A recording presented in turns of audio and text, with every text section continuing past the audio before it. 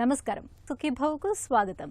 ఈరోజు సుఖీభవలో పిక్కల్ని పిండేసే జబ్బు ఇదే, వడదెబ్బను కాచుకోండిలా, తెల్ల బియ్యమా దంపుడు బియ్యమా, యోగాతో సుఖనిద్ర సొంతం.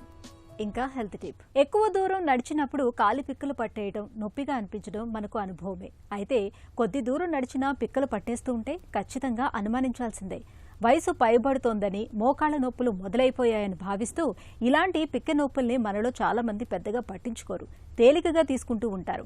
నిజానికి ఇలాంటి పిక్క నొప్పుల వెనుక కొన్నిసార్లు ప్రమాదకరమైన పిఏడి జబ్బు కారణంగా ఉండే అవకాశం ఉంది. పెరిఫెరల్ ఆర్టరీ డిసీజ్గా పిలిచే ఈ జబ్బు గురించి ఇప్పుడు తెలుసుకుందాం.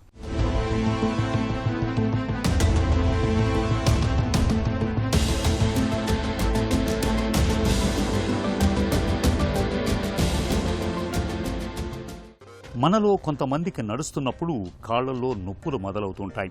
నడుస్తుంటే కాళ్లలో నొప్పిగా అనిపిస్తూ ఉంటుంది. కొద్దిసేపు ఆగితే తగ్గిపోతుంది. వయసు వల్లే ఈ నొప్పులనుకుని అంతటితో వదిలేస్తాం. కానీ కాళ్లలోని రక్తనాళాలు బ్లాక్ అవుతున్నాయనేందుకు ఇది తొలి సంకేతం కావచ్చు.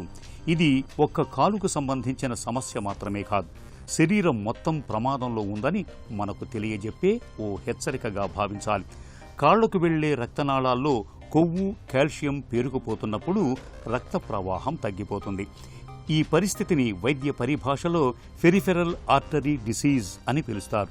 దీని బారిన పడ్డప్పుడు నడిచేటప్పుడు నొప్పి, కాళ్లపై చర్మం రంగు మారటం, పుండ్లు పడి ఎంతకీ మానకపోవటం వంటి లక్షణాలు కనిపిస్తూ ఉంటాయి.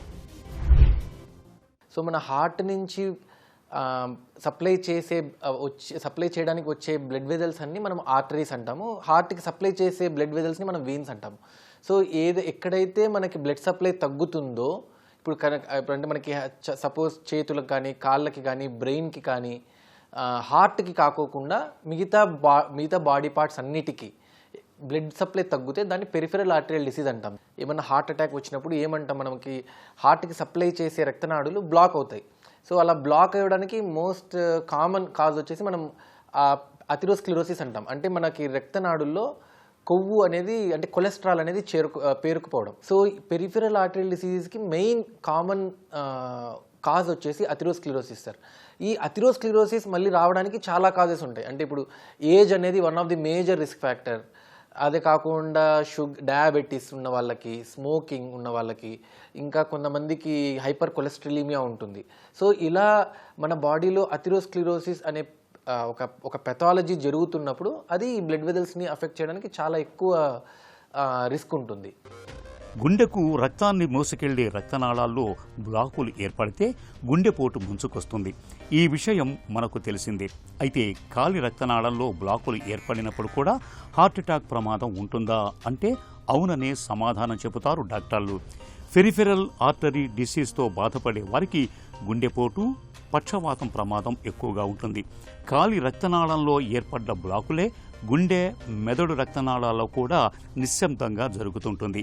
అంటే కాలి రక్తనాళాల్లో బ్లాకేజీ మూలంగా తలెత్తే నొప్పుల్ని హార్ట్అటాక్కు ముందస్తు హెచ్చరికగా భావించాలని చెబుతారు నిపుణులు. పొగాకు అలవాట్లు, హై బీపీ, షుగర్ జబ్బుతో బాధపడుతున్నప్పుడు, కొలెస్ట్రాల్ ఎక్కువగా ఉంటున్న వారికి రక్త సరఫరాలో అడ్డంకులు ఏర్పడే అవకాశాలు ఎక్కువగా ఉంటాయి.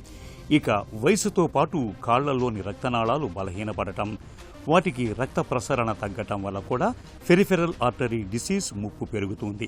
అధిక బరువు, స్థూలకాయం, గుండె జబ్బులు, ఇప్పటికే స్ట్రోక్ వచ్చి ఉండటం, ఇవన్నీ పెరిఫెరల్ ఆర్టరీ డిసీజ్ ముప్పును పెంచే కారకాలే అంటారు నిపుణులు. ఇప్పుడు ఎక్కడైనా బాడీలో ఒక టిష్యూ అది సర్వైవ్ అవ్వాలి అంటే ఆ టిష్యూకి బ్లడ్ సప్లై అనేది అత్యంత కీలకం. సో ఇప్పుడు ఒకవేళ ఆ టిష్యూకి బ్లడ్ సప్లై ఆగిపోతే మన బాడీ మనకి ఇండికేషన్ పంపిస్తుంది. Pain is one of the main symptom. So అంటే ఫస్ట్ మనకి ఒకవేళ కాళ్ళకి బ్లడ్ సప్లై ఆగిపోయింది, ఆ కన్సర్న్ పర్సన్ ఇనిషియల్ టైంలోనే ఎలా గుర్తించవచ్చు అంటే అతనికి ఫస్ట్ నడుస్తుంటే నొప్పి వస్తూ ఉంటుంది, కండరాలు పట్టుకుపోవడం అంటారు. సో ఆ టైంలో అతను అంతకంటే ఎక్కువ నడవలేరు. సో ఇది చాలా ఎర్లీ స్టేజ్లో వస్తుంది. సో ఇక్కడి నుంచి స్టార్ట్ అయ్యి తర్వాత ఇంకా చాలా సివియర్గా బ్లడ్ సప్లై అసలు అందకపోతే అప్పుడు వాళ్ళకి ఈవెన్ పడుకున్నప్పుడు కూడా చాలా నొప్పి ఉంటుంది. సో వీటితో పాటు ఇంకా పుండు ఏదైనా చిన్న అల్సర్ అయినా కూడా అది మానదు. పలానా ఒక పేషెంట్ వచ్చేసి, సార్ నేను ఇంత దూరమే నడవగలుగుతున్నాను, ముందు అంతకంటే నడవలేకపోతున్నాను, లేకపోతే నా కాలికి గాయమై ఒక 2-3 వారాలు దాటిపోయింది అయినా మానట్లేదు, నాకు నైట్ నిద్ర పట్టట్లేదు అంటే ఫస్ట్ మేము యాజ్ ఏ వాస్కులర్ సర్జన్ మేము ఫస్ట్ చూసేది కాళ్ళకి బ్లడ్ సప్లై అనేది అడిక్వేట్గా ఉందా లేదా. ఒకవేళ అలా ఆ వ్యక్తికి కన్నా మనకి బ్లడ్ సప్లై, మనకి పల్సెస్ తెలియట్లేదు అంటే సో మనకి కొన్ని టెస్ట్స్ ఉంటాయి. అంటే మనకి ABPI అంటాము. సో మనకు వేళ్ళకి సరైన మోతాదులో రక్తం అందుతుందో లేదా అది నిర్ధారించుకోవచ్చు. సో ఒకసారి దాంట్లో కూడా మనకి కన్ఫర్మ్ అయిపోతే మనం డాప్లర్ స్కాన్ కానీ, CT స్కాన్ కానీ, లేకపోతే MRI కానీ తీయాల్సిన అవసరం ఉంటుంది. దాన్ని బట్టి మనకి బ్లాక్స్ ఎక్కడ బ్లాక్ ఉంది, ఎంత బ్లాక్ ఉంది అది మనకు తెలుస్తుంది అన్నమాట.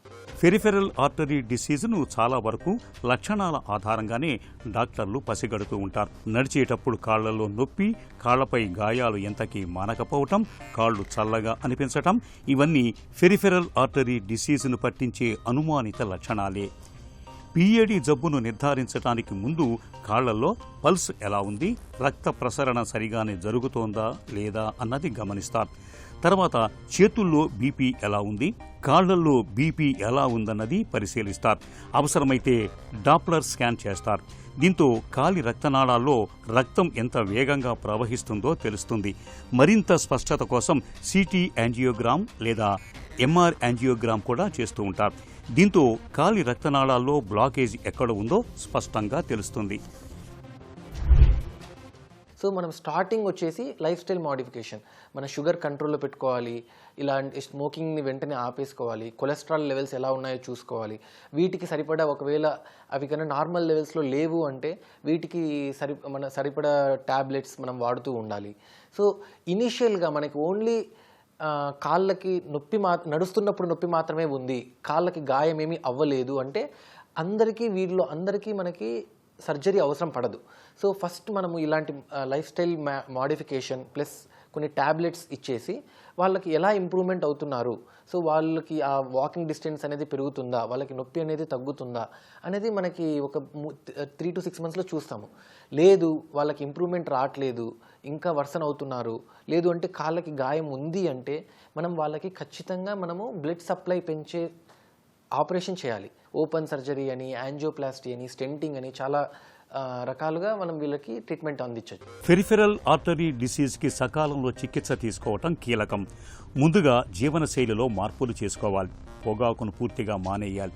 ఇదే మొదటి చికిత్స. నిత్యం కాసేపు నడక, తేలికపాటి వ్యాయామం కాళ్లకు రక్త ప్రసరణను మెరుగుపరుస్తాయి. డాక్టర్ సూచన మేరకు రక్తాన్ని పలుచగా చేసే మందుల్ని వాడాలి. కాలి రక్తనాళాల్లో బ్లాకేజ్ ఎక్కువగా ఉంటే యాంజియోప్లాస్టీ చేయాల్సి ఉంటుంది. రక్తనాళంలో బెలూన్ లేదా స్టెంట్ వేసి రక్త ప్రవాహాన్ని మెరుగుపరుస్తారు. అత్యంత తీవ్రమైన పరిస్థితుల్లో బైపాస్ సర్జరీ కూడా అవసరం కావచ్చు. ఇక నివారణ విషయానికొస్తే షుగర్, హై BP, కొలెస్ట్రాల్ అదుపు తప్పకుండా చూసుకోవాలి. కాళ్లపై చర్మం రంగు మారటాన్ని, పుండ్లు పడటాన్ని తేలికగా తీసుకోకూడదు. కాళ్లల్లో తరచూ నొప్పి బాధిస్తున్నప్పుడు ఆలస్యం చేయకుండా డాక్టర్ని సంప్రదించాలి.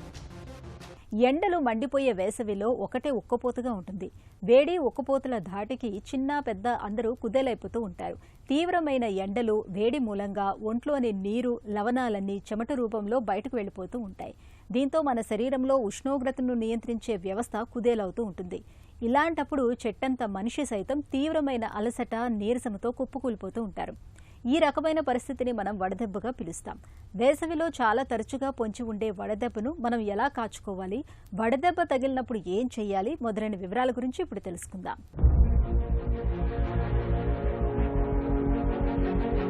తీవ్రమైన ఎండలు, వడగాలుల ధాటికి సహజంగానే మన ఒంట్లో నుంచి బలం బయటకు పోతుంటుంది. తీక్ష్ణమైన ఉష్ణం కారణంగా మన శరీరంలో కఫం ప్రకోపిస్తుంది. ఫలితంగా జఠరాగ్ని మందగిస్తుంది. ఈ అగ్నిమాంద్యం మూలంగా వేసవిలో మన శరీరానికి రకరకాల చిక్కులు వస్తుంటాయి. ముఖ్యంగా ఎండాకాలంలో ప్రచండమైన ఎండల ధాటికి మనకు వడదెబ్బ అనేది పెద్ద సమస్యగా మారుతుంటుంది. మన శరీరంలో ఉష్ణోగ్రతను నియంత్రించే వ్యవస్థ కుప్పకూలిపోవడంతో చిన్నా పెద్ద అందరూ వడదెబ్బ ధాటికి కుదేలైపోతుంటారు. ఎవరికైనా వడదెబ్బ తగిలినప్పుడు ఆ వ్యక్తిని వెంటనే చల్లటి వాతావరణంలోకి తీసుకువెళ్లాలి. ఒంటిపై దుస్తుల్ని వదులుగా చేసి గాలి బాగా ఆడేలా చూడాలి. నీళ్లు, ద్రవాహారాలను బాగా అందించాలి. ద్రవాహారాలను ఒక్కొక్కటిగా కాకుండా మిశ్రమ రూపంలో అందించడం మేలు. కొబ్బరి నీళ్లు, చెరకు రసాలు, పెరుగు, మజ్జిగ, పళ్ల రసాల వంటి ప్రకృతి సిద్ధమైన పానీయాలు ఈ సీజన్లో మనకు వడదెబ్బ నుంచి మంచి రక్షణ కల్పిస్తాయి. వేసవిలో విరివిగా లభించే మామిడి పూత వడదెబ్బకు ఒక చక్కటి ఔషధం.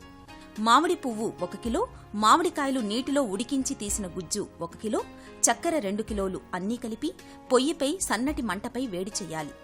ఈ మిశ్రమం పాకంగా మారే సమయంలో మిరియాల పొడి 10 గ్రాములు, సైంధవ లవణం 10 గ్రాములు కలిపి పాత్రను దించి చల్లారిన తర్వాత ఆ పదార్థాన్ని శుభ్రమైన గాజు సీసాలో భద్రపరచుకోవాలి. కుండలోని గ్లాసు చల్లటి నీటిలో ఈ పానకాన్ని 2 చెంచాలు వేసుకుని ప్రతిరోజూ తాగితే ఉష్ణతాపం నుంచి ఉపశమనం లభించడంతో పాటు కళ్లమంటలు కూడా తగ్గిపోతాయి. ఆకలి లేకపోవడం, నోరు ఎండిపోవడం, శారీరక బలహీనత లాంటి వాటికి కూడా ఇది చక్కటి పరిష్కారం. ఇప్పుడంతా మల్లె పువ్వుల్లా మెరిసే తెల్లటి అన్నాన్నే ఇష్టపడుతున్నారు. కానీ ఒకప్పుడు ఎక్కువగా దంపుడు బియ్యాన్ని తినేవారు. మన తాత ముత్తాతలు బలంగా జబ్బుల బాధలేవి లేకుండా ఆరోగ్యంగా ఉండటానికి దంపుడు బియ్యమే కారణమని చెప్పుకోవటం మనం వింటూనే ఉంటాం. అందుకేనేమో తెల్ల బియ్యం మంచివా, దంపుడు బియ్యం మంచివా అనే సందేహం చాలా మందిని తొలుస్తూ ఉంటుంది. మధుమేహం వంటి జబ్బులు పెరిగిపోతున్న ప్రస్తుత తరుణంలో దీనిపై మరింత చర్చ ఎక్కువైంది కూడా. ఈ నేపథ్యంలోనే దంపుడు బియ్యం, తెల్ల బియ్యంలోని మంచి చెడుల గురించి ఇప్పుడు తెలుసుకుందాం.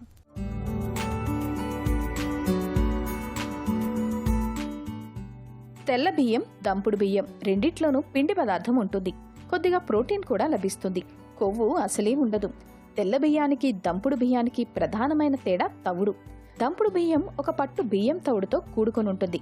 ఇందులో గింజకు సంబంధించిన అన్ని పోషకాలు ఉంటాయి.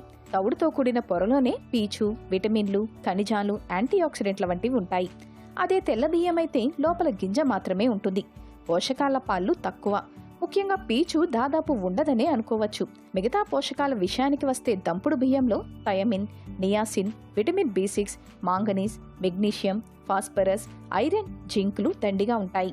దంపుడు బియ్యంలో దండిగా ఉండే మెగ్నీషియం, పీచు రక్తంలో గ్లూకోజ్ స్థాయిలు నియంత్రణలో ఉండడానికి తోడ్పడతాయి. క్రమం తప్పకుండా దంపుడు బియ్యం వంటి నిండు గింజధాన్యాలు తినేవారికి మధుమేహం ముప్పు 31% తక్కువని అధ్యయనాలు పేర్కొంటున్నాయి. అదే తెల్ల బియ్యం ఎక్కువగా తినేవారికి మధుమేహం ముప్పు పెరుగుతోందని వివరిస్తున్నాయి. దీనికి మూలం తెల్ల బియ్యంతో పోలిస్తే దంపుడు బియ్యం గ్లైసెమిక్ ఇండెక్స్ అంటే GA తక్కువగా ఉండటమే. దంపుడు బియ్యంలో లిగ్నాల్ అనే వృక్ష రసాయనాలుంటాయి. ఇవి రక్తంలో కొవ్వు మోతాదును, రక్తపోటును తగ్గిస్తాయి. దంపుడు బియ్యం వంటి నిండు గింజధాన్యాలు ఎక్కువగా తినేవారికి గుండె జబ్బుల ముప్పు 16 నుంచి 21% తక్కువని అధ్యయనాలు చెబుతున్నాయి. నిండు గింజధాన్యాలు చెడ్డ కొలెస్ట్రాల్ తగ్గటంలోనే కాదు, మంచి కొలెస్ట్రాల్ పెరగటంలోనూ తోడ్పడతాయి. దంపుడు బియ్యం తవుడులో శక్తివంతమైన యాంటీఆక్సిడెంట్లు కూడా ఉంటాయి. ఇవి గుండె జబ్బు, క్యాన్సర్, మధుమేహం వంటి దీర్ఘకాల జబ్బుల నివారణకు దోహదం చేస్తాయి. తెల్ల బియ్యానికి బదులు దంపుడు బియ్యం తినటం ద్వారా బరువును అదుపులో ఉంచుకోవచ్చు. దంపుడు బియ్యంలో పోషకాలు, లాభాలు ఎక్కువగా ఉన్నమాట నిజమే అయినా వీటితో కొన్ని నష్టాలు లేకపోలేదు. చిత్రంగా దంపుడు బియ్యంలో ఫైటిక్ యాసిడ్, ఫైటేట్ల వంటి విరుద్ధ పోషకాలు ఉంటాయి. ఇవి ఐరన్, జింక్ వంటి పోషకాలను శరీరం గ్రహించుకోకుండా అడ్డుపడతాయి. దంపుడు బియ్యంలో ఆర్సెనిక్ అనే విషతుల్య రసాయనము ఎక్కువగానే ఉంటుంది. ఆర్సెనిక్ను చాలా కాలంగా తీసుకుంటే దీర్ఘకాల జబ్బులు తలెత్తే అవకాశం ఉంది. అంటే దంపుడు బియ్యం, తెల్ల బియ్యం రెండింటితోనూ కొన్ని లాభాలు, కొన్ని నష్టాలు ఉన్నాయన్నమాట. మరెలా అని చింతించకండి. ఏ బియ్యమైనా మితంగా తీసుకోవటం ద్వారా నష్టాలను నివారించుకోవచ్చు. కొన్నిసార్లు దంపుడు బియ్యం, కొన్నిసార్లు తెల్ల బియ్యం ఇలా మార్చి మార్చి తినటం ద్వారా రెండింటి లాభాలను పొందొచ్చు.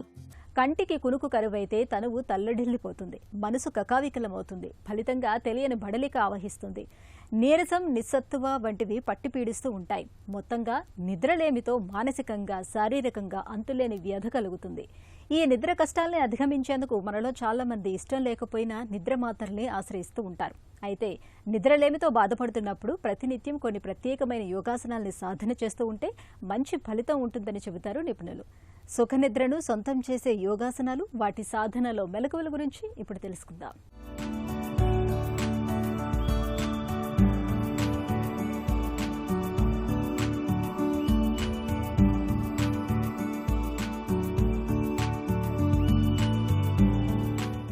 ఈనాటి కార్యక్రమంలో నిద్ర సమస్యలకు సంబంధించినటువంటి స్లీపింగ్ ప్రాబ్లమ్స్కి కొన్ని ప్రత్యేకమైనటువంటి ఆసనాలు, ముద్రలు ఏ విధంగా చేయాలో తెలుసుకుందాం. ఈ స్లీపింగ్ ప్రాబ్లం అనేటటువంటిది చాలా మందిలో బాధిస్తూ ఉన్నది. ఒకప్పుడు వయసు పైబడినటువంటి వాళ్ళలో కనబడుతూ ఉండేది. ఈ మధ్యకాలంలో యుక్త వయసులో ఉన్నటువంటి వాళ్ళకి దీనికి అనేక రకమైనటువంటి కారణాలుగా చెప్పుకోవచ్చు. కాబట్టి నిద్ర అన్నది శరీరానికి మనకి ఎంతో అవసరమైనటువంటిది. ఆరోగ్యంగా ఉండడానికి వ్యాయామము ఆహారమే అని చెప్పుకుంటూ ఉంటారు. నిజానికి చాలా డీప్ స్లీప్ అనేటటువంటిది చాలా important. 6 to 7, 8 hours deep sleep ఎప్పుడైతే బాడీకి లభించిందో శరీరం తనంతట తాను అన్ని మళ్ళీ రిపేర్లు చేసుకొని అన్ని రకాలైన మరణాలని బయటికి పారవేయడంలో, శరీరం విశ్రాంతిని పొందడంలో ఇది ఎంతగానో ఉపయోగపడుతూ ఉంటుంది. కాబట్టి కొన్ని ప్రత్యేకమైనటువంటి యోగాసనాలు ఇవన్నీ కూడా చేయడం ద్వారా మానసికంగా ఏర్పడినటువంటి కొన్ని ఒత్తిడిని తొలగించడంలో, అదేవిధంగా భావోద్వేగాల్ని బ్యాలెన్స్ చేయడంలో మరి ఈ యోగ విద్య చాలా అద్భుతంగా పనిచేస్తుంది. అందులో భాగంగా ఇప్పుడు మనం తెలుసుకోబోతున్నాం సుప్త మత్యేంద్రాసనం, బాలాసనం, శుభరాత్రి ముద్ర. వాటిని ఏ విధంగా చేయాలో చేసి చూద్దాం. ముందుగా సుప్త మత్యేంద్రాసనం. ఇది సుపైన్ పోస్చర్లో చేసేటటువంటి స్థితి నుంచి చేస్తాం. అందుకోసం శవాసనానికి రావాలి. కాళ్ళు రెండు స్ట్రైట్గా తీసుకొని రావాలి దండాసనానికి. ఇప్పుడు శవాసన భంగిమకి రావాలి. కాళ్ళు రెండు స్ట్రైట్గా ఉంటాయి. ఇప్పుడు ఎడమ కాళ్ళను ఫోల్డ్ చేయాలి. ఎడమ కాలు యొక్క అరికాల్ని కుడికాలికి కుడివైపున ఉంచాలి. ఇప్పుడు మీ కుడి చేత్తో ఎడమ కాలు యొక్క మోకాల దగ్గర పట్టుకోవాలి. ఇప్పుడు కుడికాలను కూడా ఫోల్డ్ చేసి ఎడమ చేత్తో కుడికాలు యొక్క పాదాన్ని పట్టుకోవాలి. ఇప్పుడు కుడి చేత్తో ఎడమ కాలు యొక్క మోకాల్ని ఎంతవరకు సాధ్యమైతే అంతవరకు పూర్తిగా బెండ్ చేయాలి. హెడ్ని లెఫ్ట్ సైడ్కి టర్న్ చేసి ఉంచుకోవాలి. ఇదే సుప్త మత్యేంద్రాసనం. ఈ ఆసనంలో liver, spleen, kidneys, digestion system, pancreas, వెన్నుముక, మెడకండరాలు, థైరాయిడ్ గ్లాండ్ ఇవన్నీ కూడా ఎనర్జైజింగ్ అవుతాయి. శారీరక మానసిక సంపూర్ణ విశ్రాంతిని కలిగించడంలో ఈ ఆసనం అద్భుతమైన ప్రభావాన్ని కలుగజేస్తూ ఉంటుంది. ఇప్పుడు మీ యొక్క ఎడమ చేతిని రిలీజ్ చేసి కుడికాలను స్ట్రైట్గా తెచ్చుకోవాలి. ఇప్పుడు మీ కుడి చేయిని కూడా రిలీజ్ చేసి ఎడంకాలని కూడా ఈ కుడికాలు జతలోకి తెచ్చుకోవాలి. ఇప్పుడు అదే విధంగా కుడికాలుతో చేస్తాం. కుడికాలను ఫోల్డ్ చేసి కుడికాలు యొక్క పాదాన్ని ఎడంకాలకి ఎడం వైపున ఉంచాలి. ఇప్పుడు మీ ఎడమ చేత్తో కుడికాలు యొక్క మోకాల దగ్గర పట్టుకోవాలి. మీ ఎడమ కాలను ఫోల్డ్ చేసి మీ కుడి చేత్తో ఎడమ కాలు యొక్క పాదాన్ని పట్టుకోవాలి. ఇప్పుడు మీ యొక్క ఎడమ చేత్తో మీ కుడికాలు యొక్క మోకాల్ని ఎంతవరకు సాధ్యమైతే అంతవరకు పూర్తిగా బెండ్ చేయాలి. హెడ్ని మీకు కుడి ప్రక్క తిప్పి ఉంచాలి. ఆసన స్థితిలో స్థిరంగా ఉండాలి. ఈ ఆసనంలో మీరు గమనించినట్లయితే వెన్నెముక పూర్తిగా ట్విస్ట్ అవుతుంది. అలాగే మెడ కండరాలు, అదేవిధంగా థైరాయిడ్ గ్లాండ్, అదేవిధంగా ఛాతీ కండరాలు, అదేవిధంగా తొడల కండరాలు, అదేవిధంగా లివరు, స్ప్లీను, ప్యాంక్రియాస్, కిడ్నీస్ వీటన్నింటి మీద కూడా ఈ ఆసనం యొక్క ప్రభావం ఉంటుంది. ఇప్పుడు మీ యొక్క కుడి చేతిని రిలీజ్ చేసి ఎడమ కాలను స్ట్రైట్గా తెచ్చుకోండి. మీ ఎడమ చేతిని కూడా రిలీజ్ చేసి కుడికాలని ఎడంకాలు జతలోనికి తీసుకొని రావాలి.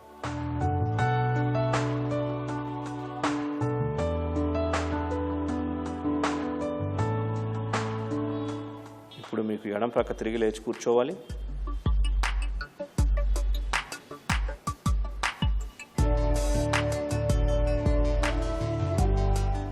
ఇప్పుడు బాలాసనం. ఇది వజ్రాసనం మీదుగా చేస్తాం. కాళ్ళు రెండు స్ట్రైట్గా తెచ్చుకోండి. ఇప్పుడు వజ్రాసనానికి రండి. లెఫ్ట్ లెగ్ని ఫోల్డ్ చేయండి. కాళ్ళని కూడా రైట్ లెగ్ని కూడా ఫోల్డ్ చేయండి. ఇప్పుడు మీ రెండు చేతులు మోకాళ్ళ దగ్గర స్ట్రైట్గా ఉంచుకోండి. ఇప్పుడు శ్వాసన తీసుకుంటూ రెండు చేతులు నిదానంగా పైకి లేపండి స్ట్రైట్గా.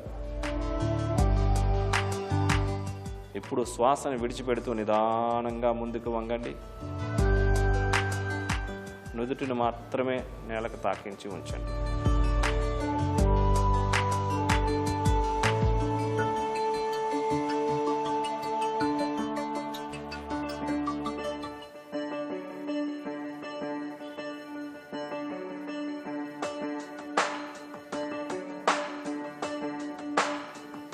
ఇప్పుడు నిదానంగా పైకి లేవండి, యథాస్థానానికి లేవండి. శ్వాస సాధారణంగా ఉంటుంది. పైకి లేచినప్పుడు శ్వాసను తీసుకోవాలి. హ్యాండ్స్ రిలీజ్ చేయండి. ఇప్పుడు మీరు వజ్రాసనం నుంచి బయటకు రండి.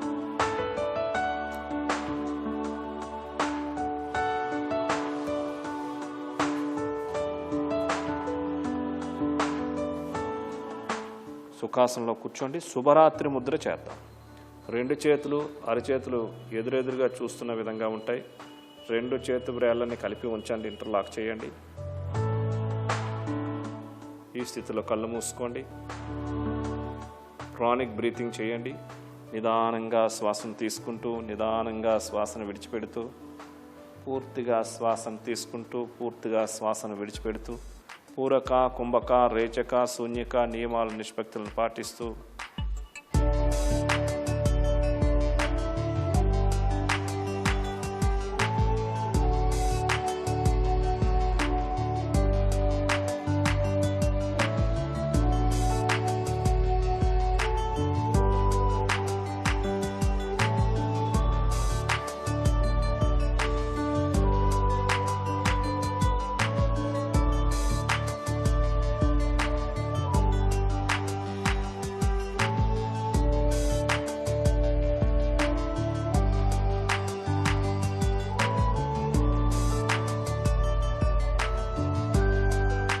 శ్వాసను విడిచిపెట్టిన తర్వాత ఆపండి. ముద్దను రిలీజ్ చేయండి. నిదానంగా కళ్ళు తెరవండి.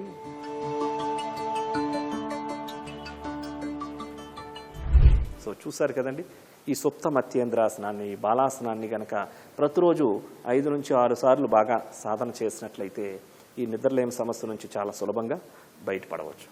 అదేవిధంగా ఈ శుభరాత్రి ముద్ర చక్కగా ప్రతిరోజు పడుకోవడానికి ముందుగా 5 నిమిషాల నుంచి ఒక 10 నిమిషాలు సాధన చేసినట్లయితే గాఢమైనటువంటి నిద్ర చాలా తొందరగా పడుతుంది. వీటితో పాటుగా ప్రతిరోజు చక్కగా కొన్ని వ్యాయామాలు చేయడం, మెడిటేషన్లు చేయడం, లైఫ్ స్టైల్ని సిస్టమేటిక్గా మార్చుకోవడం, ఇట్లాంటి సాధనలు అందరూ కూడా సద్వినియోగం చేసుకొని అందరూ ఆరోగ్యంగా ఉండాలని కోరుకుంటున్నాను. ఒక చిన్న చిట్కా మీకోసం. ఒక గ్లాసు నీళ్లల్లో కొద్దిగా జీలకర్ర, కొంచెం ధనియాలు, కాస్త వామును కలిపి బాగా మరిగించండి. ఈ నీళ్లను చల్లబరిచి తరచుగా తాగుతూ ఉండండి. వేసవిలో శరీరానికి చలవదనం లభిస్తుంది. ఒంట్లో ద్రవ నష్టం తగ్గుతుంది. జీర్ణశక్తి కూడా మెరుగుపడుతుంది.